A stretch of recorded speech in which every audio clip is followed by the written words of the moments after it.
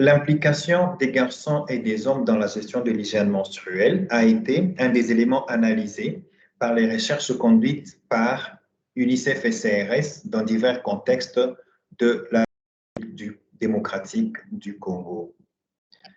Ces recherches vont faire l'objet de notre présentation qui va se dérouler en 6 points principaux. Partant du contexte, nous aborderons successivement l'objectif général de cette recherche, la méthodologie qui a été utilisée, les résultats principaux liés aux différents objectifs spécifiques, les principaux résultats sur les attitudes des hommes et des garçons à l'égard de la menstruation, un exemple d'intégration des recommandations de ces différentes recherches dans les programmes scolaires et enfin un exemple d'intégration opérationnelle des recommandations de ces différentes recherches. Le contexte de ces recherches a été celui où l'impact de la menstruation sur différents aspects de la vie des filles et des femmes est reconnu mondialement à travers plusieurs recherches. En République démocratique du Congo, il a été démontré que la gestion de l'hygiène menstruelle affecte l'éducation des filles, surtout dans les contextes ruraux et les contextes à faibles ressources. Depuis 2016, UNICEF et CRS ont conduit des recherches sur la gestion de l'hygiène menstruelle et les 3 les plus récentes se sont déroulées dans 3 provinces, s'adressant ainsi à 3 contextes différents. Un contexte périurbain à Kinshasa, un contexte d'urgence dans le Nord Kivu et un contexte rural stable dans le Haut-Katanga, qui est une province au sud de la RDC, complétant ainsi une première recherche qui avait été menée en 2016 dans une zone urbaine dans la province de l'Équateur. L'objectif général de ces recherches était de comprendre les déterminants d'une mauvaise hygiène menstruelle et de mesurer son impact sur l'absentéisme scolaire afin de proposer des améliorations qui permettraient au programme national École et Village à CENI, au programme d'urgence de mieux intégrer la gestion de l'hygiène menstruelle dans les écoles et dans les zones d'intervention. Les informations collectées l'ont été auprès de divers groupes qui peuvent influencer la façon dont les filles et les femmes gèrent leur menstruation. Les filles et les femmes elles-mêmes ont constitué la majeure partie de l'échantillon. Des enquêtes quantitatives ont été menées et des qualitatives complémentaires ont été recueillies. Les répondants ont été sélectionnés d'un échantillonnage par randomisation à 2 degrés. Les enquêtes quantitatives plutôt ont adressé des questionnaires à 6224 répondants qui ont été des filles scolarisées et non scolarisées entre 11 et 17 ans. Chaque fois qu'une fille était interrogée, sa tutrice et quelquefois son tuteur étaient aussi soumis à un questionnaire et dans les écoles et les milieux où ont été sélectionnées les filles, des garçons ont été aussi sélectionnés pour répondre au questionnaire d'enquête. Les analyses qualitatives ont été facilitées par des focus group et 60 focus group se sont tenus, regroupant des filles dans certains focus group, des filles vivant avec handicap, des pères, des enseignants, des prestataires de santé et des leaders communautaires.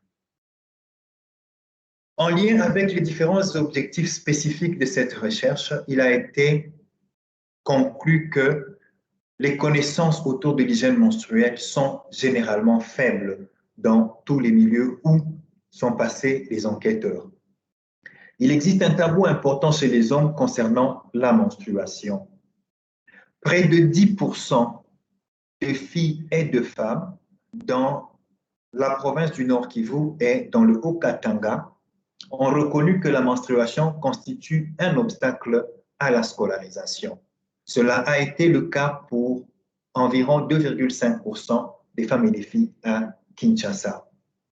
36% de ces répondantes et 30% à Kinshasa disent que la menstruation est un obstacle à la scolarisation parce que le matériel d'absorbant à l'école est problématique. Ce n'est pas pour elles.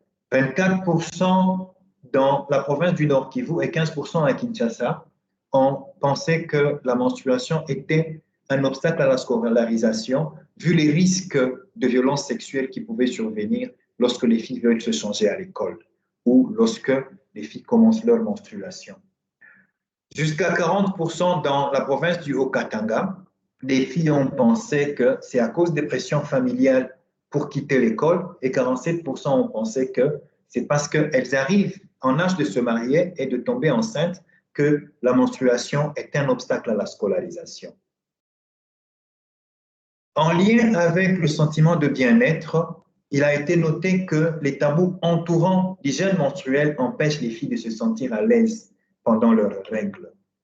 Il y a un manque important d'infrastructures et d'absorbants appropriés dans les écoles comme dans les ménages. Les filles évitent souvent aussi certaines activités lorsqu'elles sont en règle, comme faire des activités sportives ou faire des activités ménagères.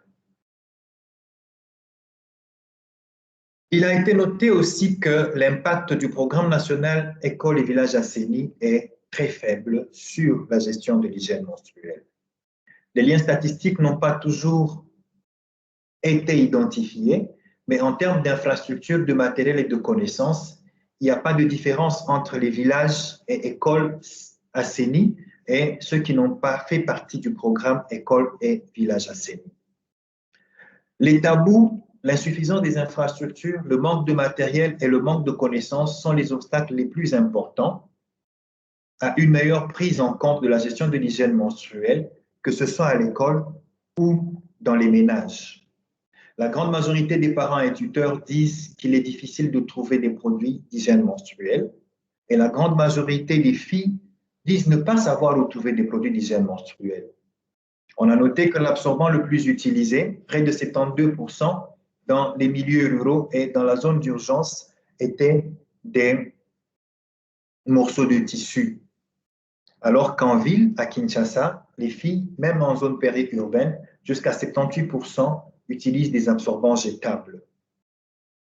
Et analysons l'impact sur les filles vivant avec handicap, malgré le petit échantillon, il a été déterminé que les filles vivant avec handicap rentrent encore plus souvent de l'école lorsqu'elles ont leurs règles, car les infrastructures sont encore moins adaptées pour elles que pour les filles en général. Les attitudes des hommes et des garçons ont aussi été analysées, comme nous le disions. Les expériences des filles sont étroitement liées aux perceptions et aux attitudes des hommes. Le rejet social, les brimades, le harcèlement de la part des garçons sont les principaux facteurs qui conduisent les filles à manquer l'école. Dans la province de l'Équateur, environ 35% de garçons interrogés ont déclaré traiter les filles différemment à l'école lorsqu'elles ont leurs règles. 27,7% des filles interrogées déclarent être harcelées pendant leur menstruation. Dans les zones périurbaines de Kinshasa, dans les zones rurales et dans les contextes d'urgence, les filles et les femmes déclarent que le traitement qu'elles subissent à l'école pendant leur menstruation constitue un obstacle à leur assiduité et à leur participation. Les filles dans le contexte d'urgence ont signalé des taux les plus élevés d'intimidation comme obstacle à la fréquentation scolaire. Ce taux s'élève à 36% des filles qui l'ont signalé. Les garçons manquent d'éducation sur la menstruation à la fois à la maison et à l'école, ce qui les conduit à aliéner leurs camarades de classe féminine. Les pères et les enseignants masculins ne sont pas disposés à aborder le sujet des menstruations car ils considèrent que ce sujet est tabou. Et particulièrement les pères associent l'apparition des règles aux risques éventuels d'activité sexuelle et de grossesse. Les recommandations de ces différentes recherches sont issues des ateliers qui ont été menés dans chaque zone de recherche lors de la présentation de résultats. Et ces recommandations ont progressivement été intégrées dans différents programmes. Le premier exemple que nous allons vous présenter, c'est celui de l'implication des garçons et des hommes dans l'amélioration de l'hygiène menstruelle sur un programme d'éducation, d'intégration plutôt de l'éducation à la gestion de l'hygiène menstruelle dans les programmes scolaires. Ce projet intègre des informations précises sur la gestion de l'hygiène menstruelle pour les garçons et pour les filles. Le projet met également en œuvre des activités de déstigmatisation.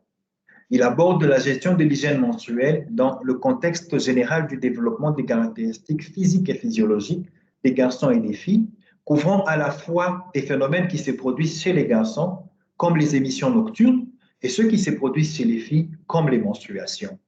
Cela permet aux garçons de comprendre qu'ils vivent des processus biologiques différents et que ce n'est pas une raison pour se stigmatiser mutuellement. Ce programme est accompagné d'activités de protection des enfants afin d'éviter et de traiter rapidement tout contenu sexuel inapproprié. Un mécanisme de feedback est en place et il passe à travers différentes, permettant de transmettre aux équipes du projet des conseils sur l'amélioration du contenu des programmes et sur la protection. Les parents des élèves dans les écoles ciblées par le projet reçoivent également des informations sur la gestion et la protection en lien avec l'hygiène menstruelle et avec le programme qui est intégré. À la fin du projet pilote, toutes les améliorations suggérées, aussi bien sur le programme qu'en matière de protection, seront intégrées dans un programme qui va passer à l'échelle dans toutes les écoles de la RDC, mais avec des garde-fous pour réduire les risques pour les enfants et l'intégration de tous les éléments positifs collectés lors de la mise en œuvre de ce pilote. Dans l'opérationnalisation des recommandations issues de ces recherches, l'UNICEF a déjà intégré quelques éléments. C'est l'exemple de cette latrine qui permet aux filles d'assurer plus facilement une bonne hygiène pendant leur menstruation. Elle est reliée à un réseau d'eau permanent à partir d'un forage mécanique équipé d'une pompe solaire et est équipé d'une douche, d'un étendoir à linge et d'un séchoir à linge. L'approvisionnement en absorbant varie d'une école à une autre. Certaines écoles ont mis en place un mécanisme conjointement avec les parents. Pour ce qui concerne plutôt l'approvisionnement en eau, certaines écoles sont équipées de forages où ils réapprovisionnent des recettes et ils procèdent aussi par la vente de l'eau et ces revenus servent à appuyer les activités de gestion de l'hygiène menstruelle. Cette présentation a connu la participation de certains collègues de CRS et certains collègues d'UNICEF. La liste des collègues d'UNICEF apparaît sur cet écran. Je trouve qu'elle est incomplète, mais nous pouvons signaler la participation de quelques collègues de CRS qui sont Catherine Overkamp, qui est en poste en République démocratique du Congo, Sarah Saint-Samost, qui est aussi en poste en République démocratique du Congo, et Meredith Takem, qui est conseillère technique régionale pour CRS pour la région d'Afrique centrale. Les participants de l'UNICEF, je vais les citer aussi pour être équitable, Pierre Fouamba, Paulin Kalonji, Peter Maes, Nicolas Royce-Chudo et Jean-Marie Sanguira ont contribué à cette présentation et à différentes étapes de la recherche. Je vous remercie.